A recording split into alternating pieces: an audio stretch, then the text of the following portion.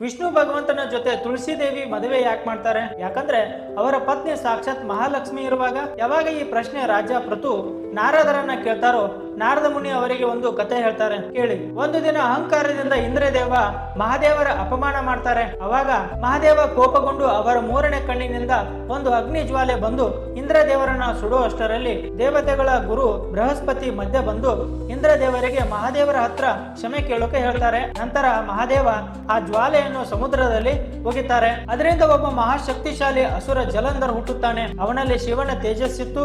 ಅವನ ಮದುವೆ ವೃಂದಾ ಜೊತೆ ಆಯಿತು. ವೃಂದಾ ದೊಡ್ಡ ತಪಸ್ವಿಯಾಗಿದ್ದಳು. ಅವರು ಚಿಕ್ಕಂದಿನಿಂದ ಭಗವಂತನ ಪರಮ ಭಕ್ತೆಯಾಗಿದ್ರು. ಅವರು ವಿಷ್ಣು ಭಗವಂತನ ಜೊತೆ ಮದುವೆ ಮಾಡ್ಕೋಬೇಕಂತ ಇದ್ರು. ಆದ್ರೆ ಗಣೇಶನ ಶಾಪದ ಕಾರಣ ಅವರ ವಿವಾಹ ಅಸುರನ ಜೊತೆ ಆಯಿತು. ವೃಂದಾಳ ಭಕ್ತಿ, ಅವರ ಒಳ್ಳೆಯ ಕರ್ಮ ಮತ್ತೆ ಅವರ ಪತಿಯ ಸತಿತ್ವ ಕಾರಣದಿಂದ ಜಲಂಧರ್ ಅಜೇಯನಾಗಿದ್ದ.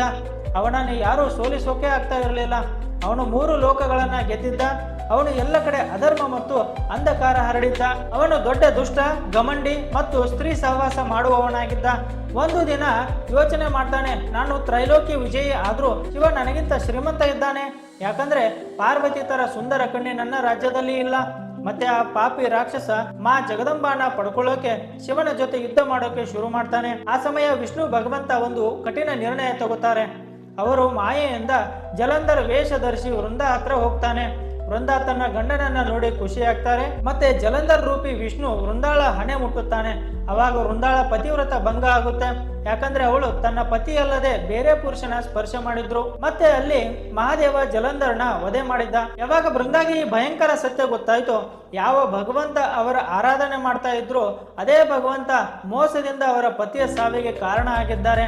ಅದಕ್ಕೆ ಅವರ ಕಣ್ಣು ಕ್ರೋಧದಿಂದ ತುಂಬಿ ಕಂಪಿತ ಸ್ವರದಿಂದ ಅವರು ಹೇಳ್ತಾರೆ, ಹೇ ವಿಷ್ಣು ದೇವ, ನೀವು ಇಷ್ಟು ಕಠೋರ ಇದ್ದೀರಾ, ನಾನು ನಿಮಗೆ ಶಾಪ ಕೊಡ್ತೀನಿ. ನೀವು ಒಂದು ಕಲ್ಲಾಗ್ತೀರಾ, ಮತ್ತೆ ನಿಮ್ಮ ಪ್ರಿಯೆ ಲಕ್ಷ್ಮಿ ವಿಯೋಗದಲ್ಲಿ ಸ್ಥಳದಿಂದ ಸ್ಥಳಕ್ಕೆ ಅಲೆದಾಡ್ತೀರಾ ಅಂತ ಶಾಪ ಕೊಟ್ಟು ವೃಂದಾ ಸ್ವಯಂ ಅಗ್ನಿಗೆ ಆಹುತಿ ಆಗ್ತಾರೆ. ಮತ್ತೆ ಎಲ್ಲಿ ಅವರ ಚಿತೆಯ ಬೂದಿ ಬಿದ್ದಿತ್ತು ಅಲ್ಲಿ ಪವಿತ್ರ ಗಿಡ ಹುಟ್ಟಿತು, ತುಳಸಿ.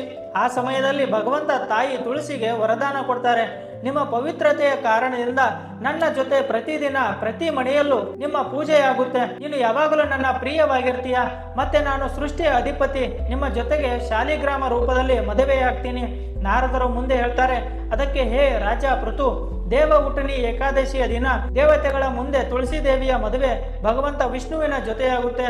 ಯಾವ ವ್ಯಕ್ತಿ ಈ ದಿನ ವ್ರತ ಮಾಡಿ ಭಗವಂತ ವಿಷ್ಣುವಿನ ಸಹಸ್ರನಾಮ ಜಪ ಮಾಡ್ತಾರೋ ಅವರಿಗೆ ಅಶ್ವಮೇಧ ಯಜ್ಞದ ಫಲ ಸಿಗುತ್ತೆ. ಈ ಕತೆ ಇಷ್ಟ ಆಗಿದ್ರೆ ಲೈಕ್ ಮಾಡಿ, ಫಾಲೋ ಮಾಡಿ. ರಾಧೆ ರಾಧೆ.